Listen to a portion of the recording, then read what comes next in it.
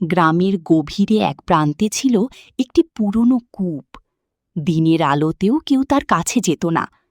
গ্রামের মানুষের বিশ্বাস, রাত 12টা বাজলে সেই কূপ থেকে একটি কালো ছায়া বেরিয়ে আসে। যে তার দিকে তাকায় সে আর আগের মতো থাকে না। বছরের পর বছর ধরে গ্রামের অনেক মানুষ নিখোঁজ হয়েছে।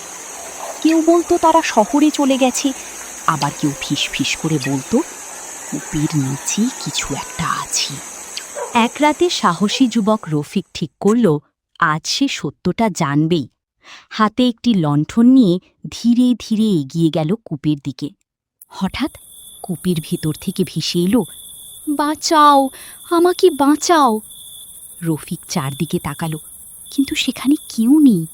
কিছুক্ষণ পর কূপের ভেতর থেকে ধীরে ধীরে উঠে এলো এক মায়াবী আত্মা। তার চোখ দুটো জ্বলছে লাল আগুনের মতো, চুলগুলো বাতাসে দুলছে, আর মুখে অস্বাভাবিক এক হাসি।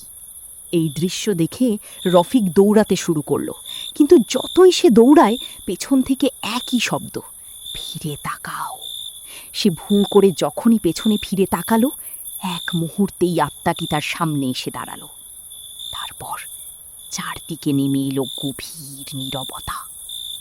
পরদিন সকালে গ্রামের মানুষ কূপের পাশে শুধু রফিকের লণ্ঠনটি খুঁজে পেল। রফিককে আর কখনো কেউ দেখেনি। আজও যদি গভীর রাতে সেই কূপের পাশ দিয়ে যান, আর যদি কেউ আপনাকে নাম ধরে ডাকে, কখনোই পেছনে ফিরে তাকাবেন না, কারণ হয়তো সে মানুষ নয়, অন্য কিছু হবে।